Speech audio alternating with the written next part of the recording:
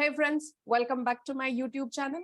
In this small video, let's discuss what has changed in the pattern of NEET SS exam in obstetrics and gynecology and how to prepare for this year's exam. Now, you all know that if you take the exam, you'll be eligible for seats in MCH or DNB Gynecologic Oncology and MCH Reproductive Medicine.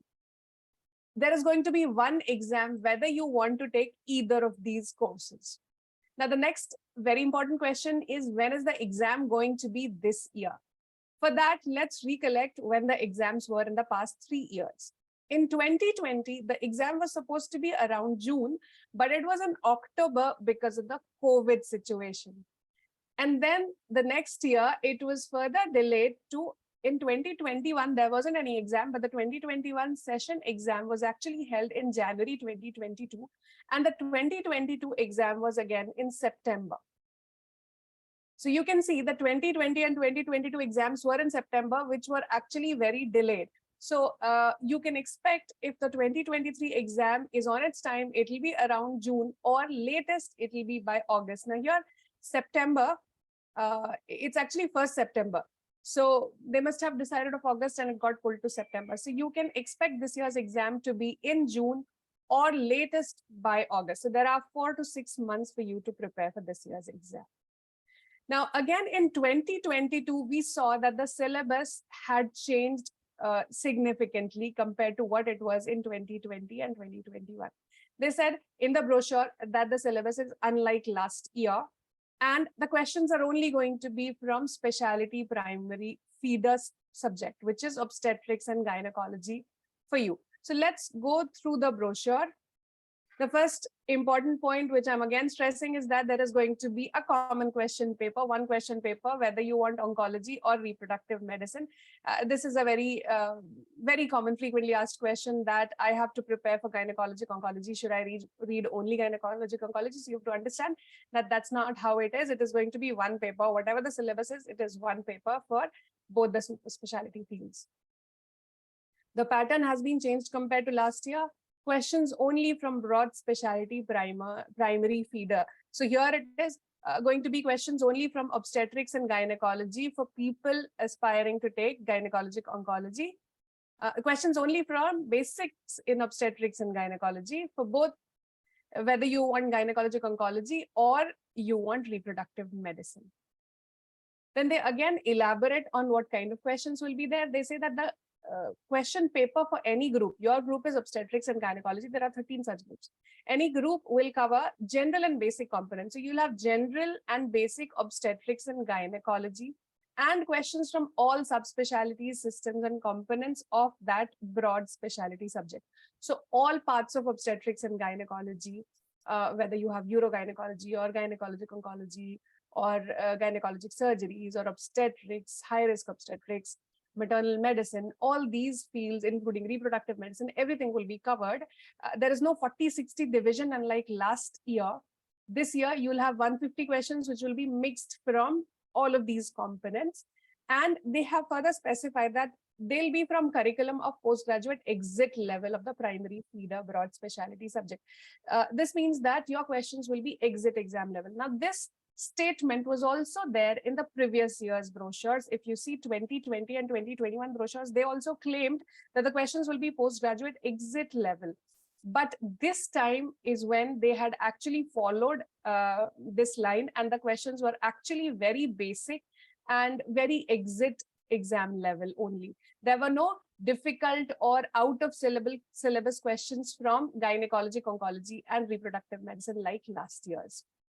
So this year, you can expect a similar paper where you will get a lot of questions from basic obstetrics, basic gynecology, the kind of patients you see in your post-graduation period.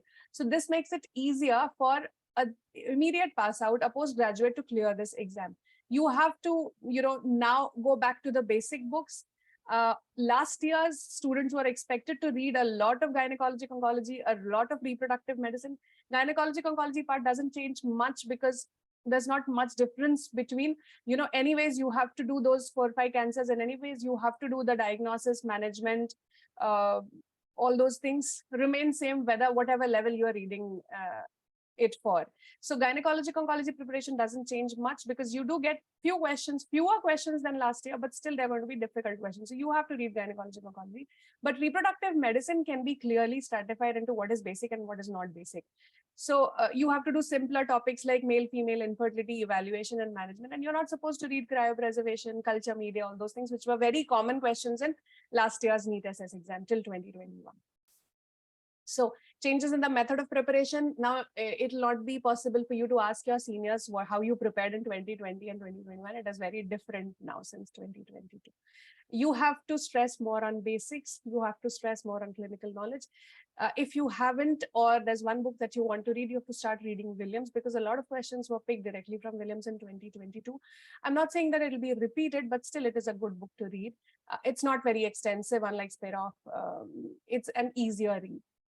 You have to concentrate on your clinical work. Do not take off from your work for the next 4 months to prepare for NEET SS. You've already done your post-graduation. You're going to learn much more doing clinical work than you will ever learn sitting and reading at home.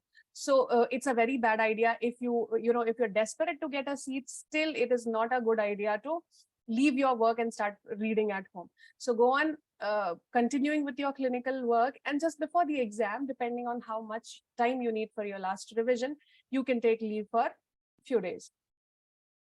You have to, while you do your clinical work, where as you see patients, go through the guidelines to help you manage with those patients. Concentrate on your patients, read and apply those in your patients. That's how it helps you in solving MCQs. This is what I do. This is what I've heard from most of the students who have clarified, who have cleared and who have got good ranks. You are not supposed to read in depth reproductive medicine and gynecologic oncology, unlike the previous years. So this means that we also need to make changes in our app. So we have updated the app. I have stratified topics into whether you should read it for NEET SS or whether you should not.